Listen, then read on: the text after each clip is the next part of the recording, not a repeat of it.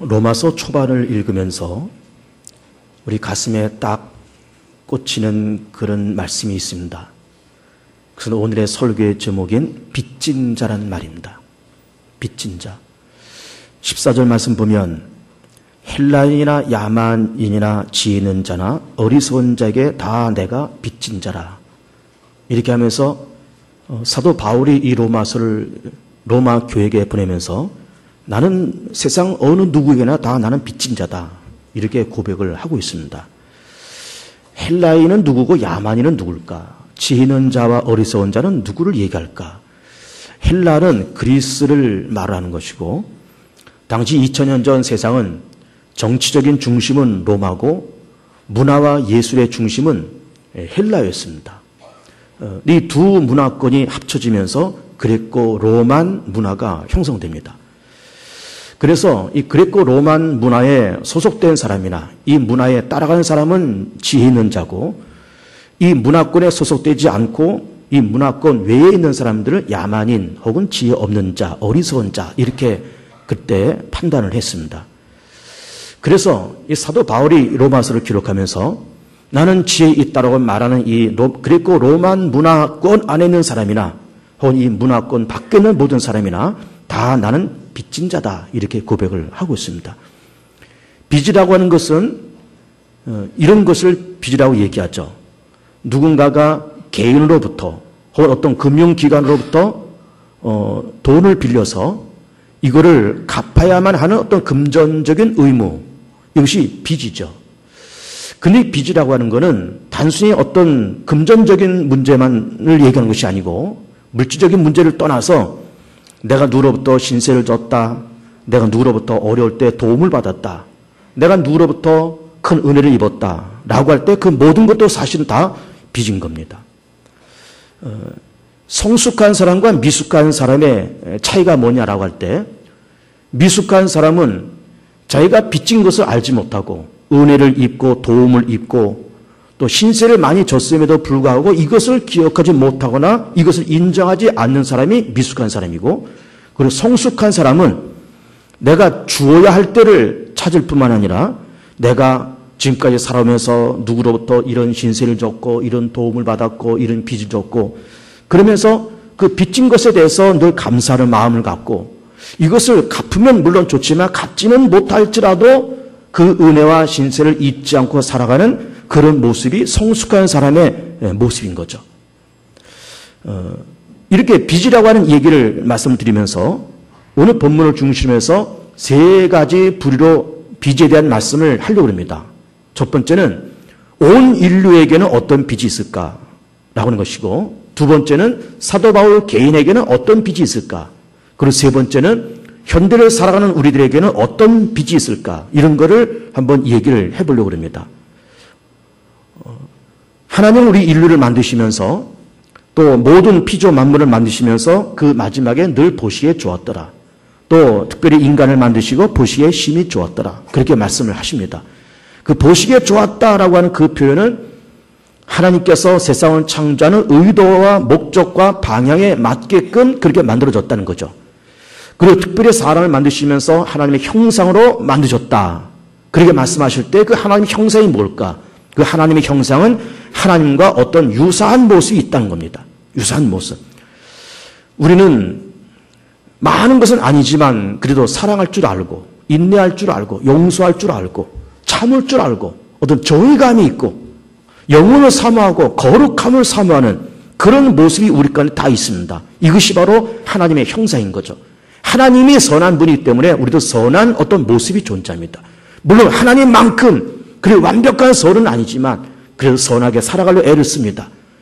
우리는 그렇게 의로운 사람은 아니지만 그래도 의롭게 살아가려 애를 씁니다. 왜? 하나님이 의의 본체이기 때문에 하나님의 거룩함의 본체이기 때문에 하나님의 영원의 본체이기 때문에 그리고 우리가 완벽한 영원, 완벽한 거룩하게 그렇게 살지는 못하지만 그렇게 살아가려고 노력을 하고 그렇게 거룩하고 선하고 의로운 것이 좋다라고 하는 것을 인정하는 까닭은 하나님의 형상이 우리 가운데 있기 때문인 겁니다. 뿐만 아니라 하나님의 형상이라는 것은 하나님과 교통할 수 있는 어떤 부분을 이야기를 하는 겁니다. 피조물들은 사람을 제외한 모든 피조물들은 하나님과 교통하는 그런 부분이 없지만 우리는 하나님의 형상으로 지음받은 존재이기 때문에 하나님과 교통해야만 살 수 있고 교통해야만이 삶의 의미가 있고 가치가 있고 교통할 때 거기에 생명이 있기 때문에 바로 하나님의 형상이라는 것은 하나님과 교통할 수 있는 어떤 부분, 어떤 여지, 이것을 하나님의 형상으로 그렇게 이야기를 하는 겁니다. 하나님의 인류를 만드시고 에덴 동산에 인간을 살게 하시면서 하나님께서 말씀하시기를 이 동산 안에 있는 모든 열매는 먹어도 좋지만은 선악과만큼 먹지 말아라. 이것을 먹으면 너희 정령 죽으리라. 그렇게 말씀하십니다. 그러나 우리는 결과적으로 보면은 아담과 하와가 선악과를 따먹습니다. 거기에는 5대5의 책임성이 있다고 봅니다. 50%는 사단의 역사, 그리고 50%는 아담과 하와의 어리석음과 그들의 그릇된 판단, 그들의 욕심, 이것이 5대5로 역사되고 작용되어서 선악과를 따먹은 겁니다. 그러나 일단은 사단의 이야기는 나중에 하더라도 일단은 선악과를 따먹은 것은 그것은 전적인 아담과 하와의 책임인 거예요.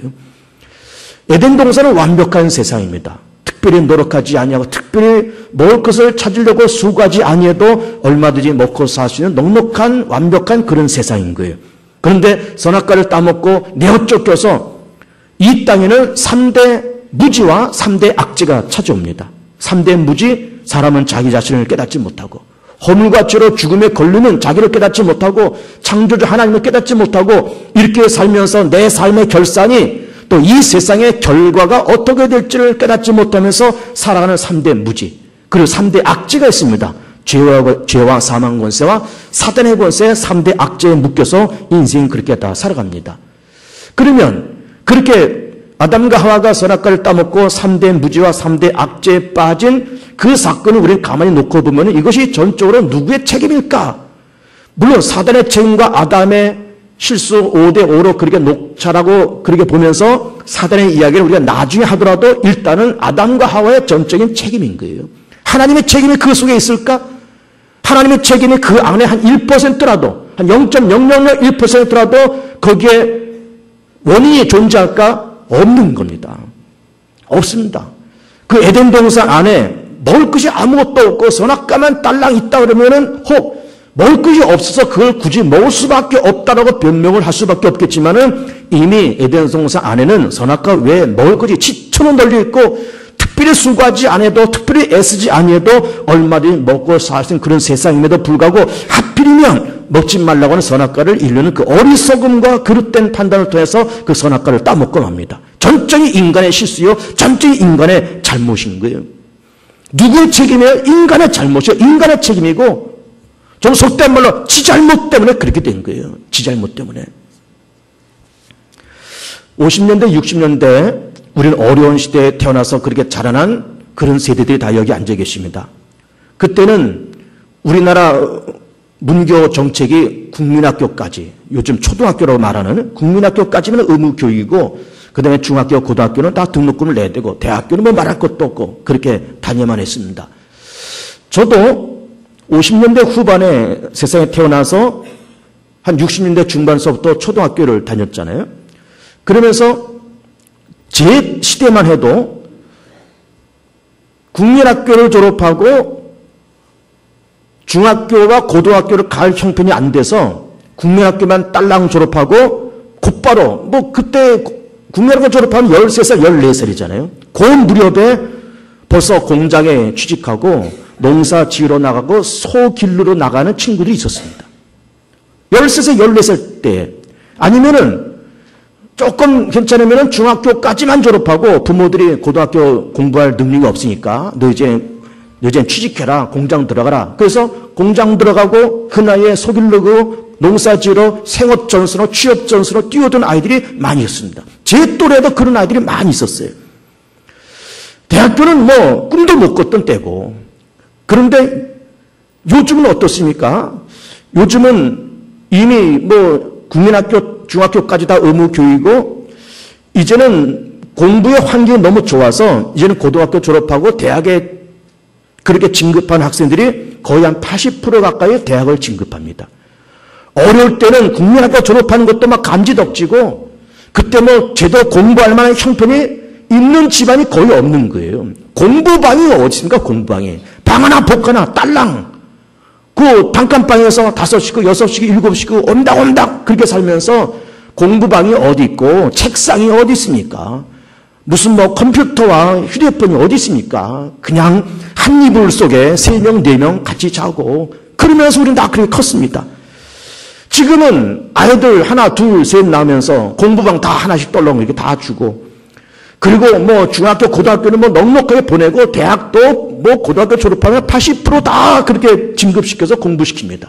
다 자기 공부방 있고 다 개인 컴퓨터 있고 핸드폰 있고 스마트폰 있고 그리고 공부하기 넉넉한 조건을 다 그렇게 만들어 놨습니다. 만들어 놨음에도 불구하고 그럼 그 아이들이 공부 안 하고 못하는 것은 누구 책임이에요? 어려울 때 50년대 60년대 어려울 때는 부모들이 공부 못 시켜서 부모의 책임이라고 얘기할 수 있겠지만은 지금은 다 자기 공부방 만들어주고 대학교 갈 수 있게끔 다 만들어주는데 공부 못하고 공부 안 한 거는 본인 책임인 거예요. 본인 책임인 겁니다. 그렇잖아요. 에덴 동산 먹을 것을 그렇게 만들어 놓으시고 먹을 것이 없다면 문제지만은 하필 먹지 말라는 선악과를 인간은 어리석음과 사단의 미혹을 충동을 받으면서 그 선악과를 따먹으면서 3대 무지와 3대 악자 이 땅에 찾아온 그 까닭은 하나님이 그렇게 하라고 하는 것도 아니고 하나님이 책임있는 것도 아니고 인간의 어리석음과 인간의 책임으로 그렇게 된 거다 이 말이에요. 그러면 하나님께서 그렇게 에덴 동산을 쫓겨나서 3대 무지와 3대 악재에 빠지는 인간을 바라보면서 그거는 너희 책임이다. 내가 그렇게 하라고 한 적도 없고 내 책임 0.001%도 섞이지 않아서 그럼 네 문제는 네 책임이야 라고 하나님 그렇게 말씀하지 않으신 거예요. 하나님이 그렇게 범죄가 타락한 인류를 다 팽개치고 에덴 동산이고 뭐고 이 지구 땅이고 뭐고 다 폐기처분하고 아담과 하와도 다 폐기처분하고 난 너희들 모른다. 내 말 안 듣는 너희들 내 책임 아닌데 너희 책임에 너희 잘못 너희 실수로 다 그렇게 된 건데 나 그 책임 안 질래. 못 진다. 책임질 이유도 없고 그러면서 이 지구 땅을 폐기처분하고 새로운 지구 땅 새로운 인류를 만드셔도 사실은 괜찮은 겁니다. 왜? 하나님 책임이 아니니까. 그러나 인간의 실수와 인간의 범죄로 인해서 선악과 따먹고 하나님 앞에 범죄해서 인간의 어리석음과 인간의 책임으로 3대 무지와 3대 악재에 빠졌지만은 그러나 그 책임을 인간에게 묻지 않고 그 책임을 하나님이 직접 감당하십니다. 성숙함의 극치를 달리는 분이 바로 누군가? 바로 하나님이신 거예요. 그 책임 내가 질게. 사실 내 책임 아니지만 내가 그렇게 하라고 한 것도 아니고 내가 그렇게 만들어 놓은 것도 아니지만 이게 내 책임이니까 내가 감당할게. 그러면서 인간의 모든 책임을 하나님 성부가 그걸 감당하시고 독생자 예수를 이 땅에 보내시고 예수는 하나님의 성부 하나님의 명령을 듣고 이 땅에 강림하시고 인간의 모든 허물과 죄, 과거, 미래, 현재 모든 인류의 죄와 허물과 죄를 담당하시고 죄가 없지만 죄인의 모양처럼 그렇게 십자가 죽으시면서 죄 문제 해결하시고 부활 승리하시면서 사망 문제, 사단의 문제를 꺾으시고 그러고서는 부활 승천하시면서 그러면서 인간의 3대 무지와 3대 악재를 성부 하나님, 성자 예수 그리스도, 성령 하나님, 삼위일체 하나님이 스스로 그 책임을 감당하시고 그 문제를 해결하시는 거예요. 네 문제는 네가 해결해라 라고 말씀하셔도 좋을 텐데 내가 언제 선악과 따먹으라 얘기했느냐 라고 말씀하시면서 아담과 하와 이 지구 땅을 버리고 폐기처분하고 새로운 세상을 만드셔서 됐을 텐데 하나님은 성숙한 분이라서 모든 책임을 당신께서 그걸 안 하시고 그러면서 성부는 성자를 이 땅에 보내시는 아픔, 성자는 십자가를 감당하는 그 고난, 성령 하나님은 그런 십자가를 감당하는 예수 그리스도에게 위로하고 격려하고 그것을 감당하시도록 힘을 공급하는 성령님의 열심과 수고, 이 성삼위 하나님의 열심과 수고와 그 희생과 땀과 눈물, 그 책임성, 이것이 완성되었기 때문에 우리 그 예수님의 십자가를 통해서 의롭게 되는 길과 거듭나는 길과 생명의 길을 걷게 된 것을 믿길 축복합니다. 하나님은 성숙함의 극치이시죠. 그러면서 그걸 내가 다 감당할게. 그걸 내가 담당할게. 그러면서 하나님은 독생자를 보내고 독생자를 우리 인류를 대셔서 십자가를 그렇게 죽으시면서 그 완벽한 제사를 그렇게 드리시면서 예수 그리스도를 깨닫는 자마다, 예수를 아는 자마다, 예수를 믿는 자마다 의롭게 되고 거듭나게 되고 하나님의 자녀가 되고 그리고 천국 백성 되고 성령께서 내주하시는, 성령에서 강림하시는 그런 축복을 받게 된 것은 이 전적인 하나님의 은혜인 거예요. 우리의 공로가 아닌 거예요. 하나님의 전적인 은혜인 거예요. 모든 인류가 인류의 조상 아담과 하와의 실수로 말미암아 3대 무지 3대 악재에 빠져서 다 죽어 마땅하고 지옥가에 마땅하고 영원히 저주받아 마땅한 우리 인류인데 예수님 때문에 성생 하나님의 그 고통과 눈물과 땀과 그 희생 때문에 구원받은 거 다 은혜요. 그러므로 이 받을 은혜는 결국 모든 인류의 빚인 거예요. 우리 하나님 앞에 엄청난 빚을 지고 살아가고 있고 우리에서 십자가에서 죽으시고 부활하신 예수님 앞에 엄청난 빚을 지고 있고 성령 하나님 앞에 엄청난 빚을 지고 우리는 그렇게 살고 있는 거예요. 모든 인류는 다 빚을 지고 살고 있습니다. 누구에게? 하나님 앞에서 빚 지고 살고 있는 겁니다. 빚 지고. 두 번째는 사도 바울 개인의 얘기를 한번 해보겠습니다. 사도 바울이 로마서를 기록하면서 이렇게 로마 교회에 보내면서 내가 헬라인이나 야만인이나 지혜 있는 자나 어리석은 자에게 나는 다 빚진 자다. 그러면서 나는 그랬고 로마 문화 안에 있는 자에게나 그 밖에 있는 모든 자에게나 나는 빚진 자다. 이렇게 고백을 하고 있는 거예요. 왜 그러면 사도 바울이 자기 자신을 가르쳐서 빚진 자로 얘기를 할까? 자, 우리 사도 바울의 일생을 잠깐 더듬어 보겠습니다. 바리새인 출신입니다. 바리새인은 율법주의자들이고 율법에는 정통한 사람들이고 율법으로 흠없이 사는 사람들입니다. 거기다가 가말리엘은 당대의 유명한 대학자 밑에서 공부를 한 사람입니다. 로마의 시민권도 갖고 있었습니다. 그러면서 이 사도 바울에게 풀리지 않는 두 가지가 있었고 두 가지 오해가 있었습니다. 그것은 바로 예수님에 대한 오해, 두 번째는 십자가에 대한 오해였습니다.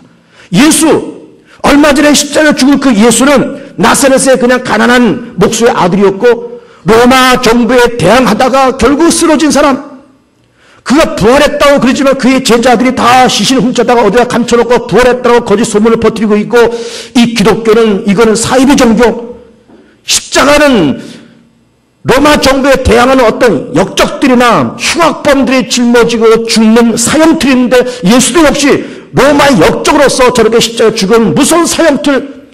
그러면서 예수님에 대한 오해와 십자가에 대한 오해가 있었고 교회는 그런 사이비 종교 집단은 예수가 하나님의 아들이라고 믿는 사이비 집단을 그렇게 오해를 하고 있었던 겁니다. 그러면서 유대교의 정통성을 유지하기 위해서 교회를 와해하기 위해서 대제사장의 공문을 가지고 다메섹 가다가 부활하신 예수를 만납니다.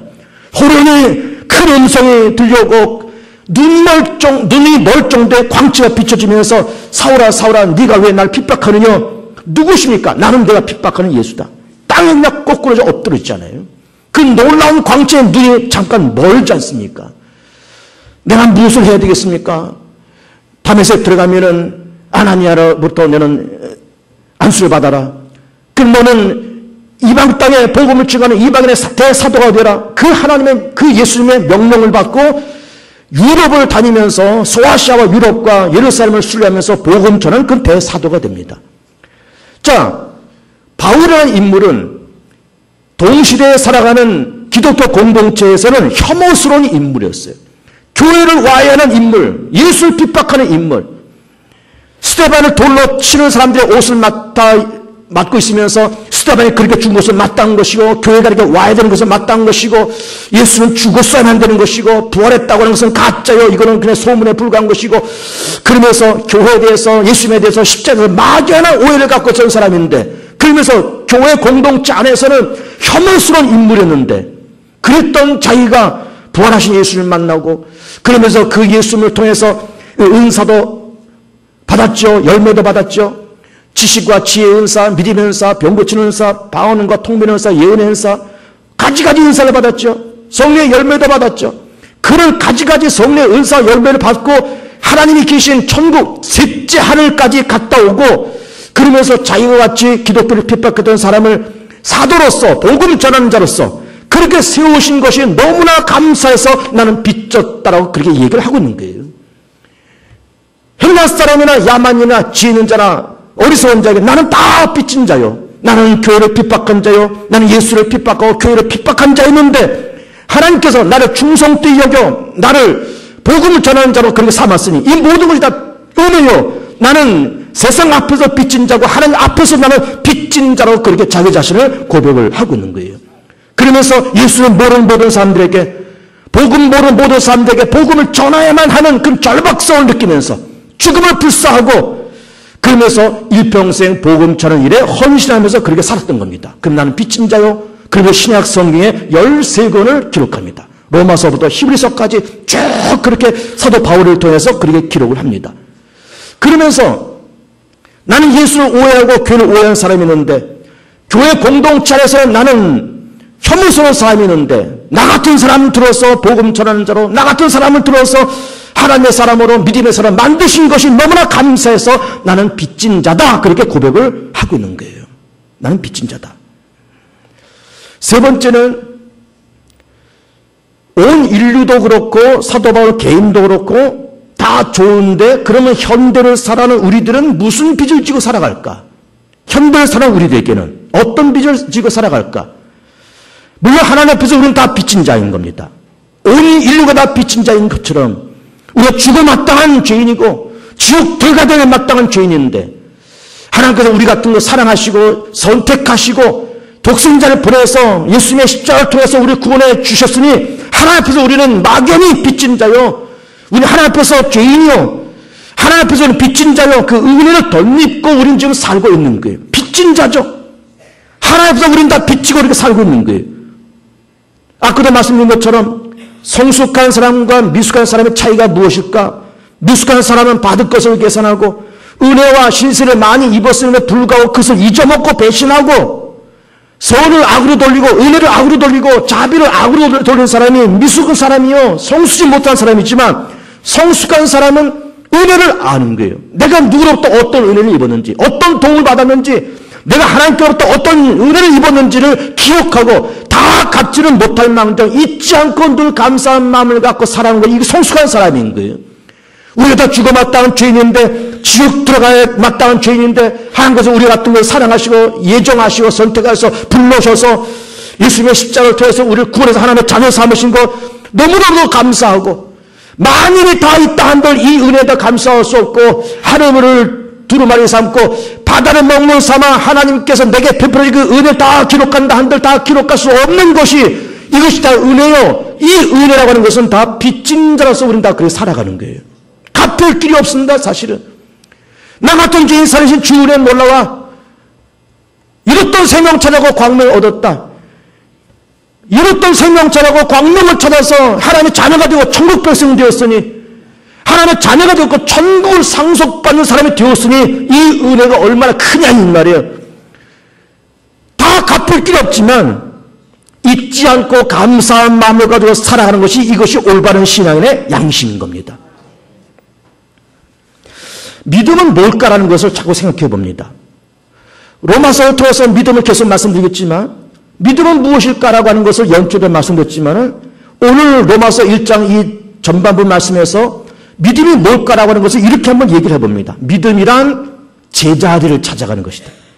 내 자리를 찾아가는 것이 믿음이다. 하나님 밑에 나를 두고, 그러면서 나의 본래 모습은 험물같이로 죽을 수밖에 없는 인생이고, 예수님 때문에 구원받은 백성이고, 영원토록 그 은혜를 잊지 않고 그 빚진 자의 마음을 가지고 열심과 정성을 가지고 살아가야 될 마땅한 그런 사람, 이렇게 자기 자아를 찾아가는 것이, 이것이 믿음인 거예요. 교만은 뭘까? 교만은 자기 자신을, 자기 위치를 찾지 못하고 천방지축 다닌 것이, 이것이 교만인 거예요. 자기 위치도 모르고 자기 입지도 모르고 자기의 사명도 모르고 자기가 서야 할 위치도 모르고 그러면서 천방지축 다닌 것이 교만이에요. 믿음은 자기의 위치를 찾는 거예요. 내 위치가 어디냐? 하나님 앞에서 내 위치가 어디냐? 세상 앞에서, 부모 앞에서, 세상 사람 앞에서 내 위치가 어디냐? 이걸 찾아 들어가는 것이, 이것이 믿음인 거예요. 찾아 들어가면서 성생 하나님을 찬양하고 감사하고 그 은혜를 잊지 않고 내게 맡겨진 직분과 내게 맡겨진 사명과 책임을 정성을 다해서 감당하고 내게 주신 가정을 정성으로 잘 돌보고 내게 맡겨진 모든 직업과 생업을 열심히 잘 돌보고 그러면서 나의 위치와 내 입지를 찾아 들어가는 것이, 이것이 바로 믿음인 거예요. 하나님 앞에서 우리는 감사할 것이 너무나 많고 진 빚과 은혜가 너무너무 많은 거예요. 다 갚을 수 없지만 잊지 않고 감사하고 내 위치와 내 자리를 찾아가면서 그 은혜를 잊지 않고 사랑하는 여러분을 되실 축복합니다. 부모 앞에서 우리 빚을 너무 많이 줬습니다. 제가 여러 번 말씀드리지만은 애들 하나 낳고서는 30살 다 될 때까지 시장가 보낼 때까지 공부시키고 입히고 먹이고, 그러면 돈이 얼마나 있습니까? 3억이라고 해서 3억. 몇 년 전만 해도 뭐 2억이다, 2억 5천이라고 했습니다. 사실은. 지금 3억이 들어간다는 거예요, 3억이. 그렇지만은, 아이들, 부모가 그래 3억이 돈만 3억이지만은, 그 돈 말고 자녀를 위해서 흘리는 눈물과 땀, 그것들 때문에 밤잠 못 자고, 가슴 아파하고, 걱정하고, 근심했던 그 분량은 이건 돈으로 계산할 수가 없습니다. 그러나 자식들 3억 받아먹고, 부모 속 태우고서는 그는 그냥 먹고 튑니다. 아이들 다 먹고 튑니다. 이게 자식들이에요. 우리도 마찬가지예요. 우리도 다 성령이 됐고 우리 다 부모 입장이지만은 우리도 다 우리 부모 윗대는 우리 부모들 앞에 속썩이고 가슴에 못 박는 말을 하고 가슴에 못 박는 말을 하고 그 은혜와 신세 그 못 갖고 다 우리도 다 도망쳐 나온 사람들입니다. 이미 그분들은 다 이미 세상 떠나졌고 갚을 길도 없고 이미 다 노인들도 다 되셨고 우리는 부모 앞에 너무나 많은 신세를 졌고 우리는 빚을 지면서 그렇게 살고 있는 거예요. 여러분 부부는 그렇지 않습니까? 부부도 다 전혀 생판 모르는 그 여자를 만나고 전혀 생판 모르는 그 남자를 만나서 우리가 몇십 년 살면서 아들 딸 낳고 다 그렇게 살지만은 어쨌든 그 여자가 그 남자가 내 절대로 이상적인 여자와 이상적인 남자는 물론 아닐 수가 있습니다. 그러나 어쨌든 그 여자가 있기 때문에 내가 존재하는 것이고 내가 있기 때문에 그 여자가 존재하는 것이고 서로가 부족하지만 서로 의지하고 서로 그렇게 기대면서 살아왔기 때문에 오늘의 우리가 존재함을 깨달아야 되고 그러면서 부부간에도 우리는 빚지면서 그렇게 살고 있는 겁니다. 말로 표현은 다 안 되고 우리가 다 멋이 없고 다 그래서 뭐 사랑한다는 말도 못하고 고맙다는 말도 못하고 미안하다는 말도 못했지만 어쨌든 우리는 다 부부간에도 빚진 자의 모습으로 살고 있는 거예요. 저도 마찬가지, 여러분도 마찬가지입니다. 저도 혹시 빚진 자예요. 교회 앞에 빚진 자인데 저도. 저같이 못나고 무능한 박정호 목사를 그래도 담임 목사로 세우시고 위임 목사로 세우시고 다 참 변변치 못한 설교를 한 3, 40분 들어주시고 1시간 예배 드리고 이 무더운 날 다 갈 때 많고 놀 때 많은데 와서 1시간 예배 드리고 헌금도 해주시고 그러니 나는 개봉자 앞에 너무나 감사하고 나는 빚진 자죠. 나는 여러분 앞에 빚진 자입니다. 그러나 여러분도 저한테 빚진 자입니다. 왜 그럴까요? 나는 못나고 무능한 목사이지만 그러나 어떤 성도들이 병들고 어떤 가정들이 시험 들고 어떤 가정이 물질적으로 어렵고 그러면은 그 가정 놓고 박스 기도 안에 그 가정의 이름과 사정을 다 집어넣고 허리가 휘두르 기도합니다. 허리가 휘두르 기도해요. 그러면서 기도한다는 말 물론 안 하죠. 내가 집사님네 가정 위해서 권사님네 가정 위해서 장로님네 가정 위해서 이렇게 기도합니다. 내가 말을 안 하죠. 그러나 그 가정들의 문제를 끌어안고 허리가 휘두르 기도합니다. 그 기도가 때로는 몇 달, 때로는 1년, 2년 갑니다. 가다가 정말 그 기도가 그 집에 응답이 돼서 병도 낫고 교회로 다시 돌아오고 어려웠던 사업장에 다시 일어서고 그런 모습 보면 너무너무 감사한 거예요. 그러니까 여러분도 저한테 빚진 겁니다. 빚진 거예요. 생색내려고 하는 말 아니에요. 서로가 빚진 겁니다. 우리는. 또 우리는 어디에 빚졌을까요? 우리는 조국 대한민국에 빚을 지고 살고 있습니다. 조국이 있다고 하는 것, 대한민국에 우리 조국이 있다고 하는 것 얼마나 감사한 겁니까? 조국이 있다는 것, 대한민국이 있다고 하는 것이 얼마나 감사한 거예요? 50년도에 6.25 전쟁이 나서 유엔군이 16개 나라에서 우리나라에 와서 전쟁을 도와줬지 않습니까? 그들이 전쟁 끝나고 본국으로 돌아가면서 한마디 내뱉고 간 말이 있습니다. 이 대한민국은 한국이란 나라는 이제는 희망이 없다 그랬습니다. 다들 그렇게 말하고 떠났습니다. 다들 그렇게 말하고 떠났습니다. 그런데 60년이 지난 2010년, 11, 13, 14년을 지나가는 지금 우리 대한민국은 세계 수에 우뚝 서는 나라가 되었습니다. 너무나 감사한 거잖아요. 너무 감사하잖아요. 65세 이상 된 어르신들 공짜로 다 지하철 타고 다니시고 노인들에게 다 어쨌든 정부에서 다 이렇게 조금씩이라도 해주시고 우리나라 복지정책 물론 복지정책이 잘 된 나라에 비하면 아직도 갈 길이 멀지만 복지정책 참 잘 되어 있습니다. 참 잘 되고 있습니다. 우리나라만큼 의료보험 잘 되는 나라가 없습니다. 여러분. tal북자들 조선족들 또 중국에서 넘어온 사람들, 집에서, 정부에서 집을 어쨌든 다 전셋집이 되었던, 모두가 되었던 다 지금 죽고 있습니다, 여러분. 대한민국 괜찮은 나라입니다, 여러분. 우리 그런 나라의 국민이에요. 자부심을 가져야 되는 겁니다. 자부심을 가져야 돼요. 조국 대한민국이 있다고 하는 것, 얼마나 감사한 일입니까? 우리는 50년대, 60년대 이웃나라의 원조를 받고 미국 원조를 받으면서 저만 해도 국내학교 다니면서 강냉이죽 학교에서 급식 먹으면서 컸습니다, 저도. 악수하는 그림이나 밀가루 부대, 그거 받아 먹으면서 우리도 그 자랐습니다. 어른들은 더 말할 것도 없고. 감사할 일이 한두 가지가 아닌 게, 우리나라는 그런 유엔군 16개 나라가 빚진 자들이고, 특별히 미국에 빚을 많이 졌고요. 우리는 조국 대한민국이 있다고 하는 것이 얼마나 감사하고, 조국 대한민국에 우리는 많은 빚을 지고 우리는 살고 있는 겁니다. 감사하세요, 여러분. 감사하며 살기 바랍니다. 우리 학교 다닐 때 60년대, 70년대 우리 대한민국을 놓고 보면서 언제나 우리 대한민국을 선생님이 뭐라고 말했는 줄 압니까? 특별히 사회 시간에, 경제, 사회, 정치 시간에 우리 한국은 후진국을 했습니다. 학교 선생님 언제나 후진국 그러다가 후진국이라는 말이 조금 순화되면서 개발도상국 그랬습니다. 그러다 지금은 대한민국을 어떻게 평가합니까? 우리 대한민국이 이제는 선진국이에요. 이제는 선진국입니다. 200개 넘는 그런 나라 가운데서 거의 10번째, 11번째 나라 그런 나라가 됐습니다. 경제력, 모든 면에 그런 나라가 됐습니다. 감사한 거잖아요. 감사한 거잖아요. 6.25 전쟁 끝나고 나서 잿더미에서 이 나라 희망이 없다, 한국 희망 없다라고 유엔군들 다 떠났을 때 하나님이 이 땅을 불쌍히 여기시고 나라 민족의 재건을 위해서 피땀 흘리면서 금식하면서 기도했던 우리 믿음의 선조들의 기도와 눈물과 땀을 통해서 하나님께 이 땅을 긍휼히 여기시면서 축복해 주셔서 이만큼 된 것, 하나님 앞에 빚진 자요, 조국 대한민국 앞에 우리 모두는 다 빚진 자인 겁니다. 그냥 감사하면서 살길 바랍니다. 감사하면서. 미숙한 사람일수록 받을 것을 계산하고 미숙한 사람일수록 원망과 불평과 시비가 많은 거예요.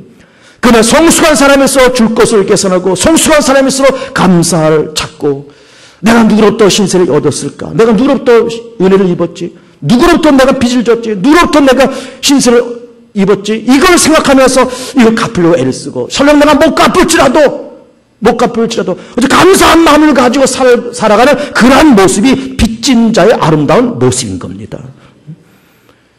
행복하시고 넉넉하시고 유복한 인생 살아가시면서 빚진 자의 겸손한 마음을 가지고 살아가는 아름다운 마음을 갖고 있는, 그러면서 푸근한 마음을 갖고 살아가는 여러분 귀한 삶 되시길 축복합니다.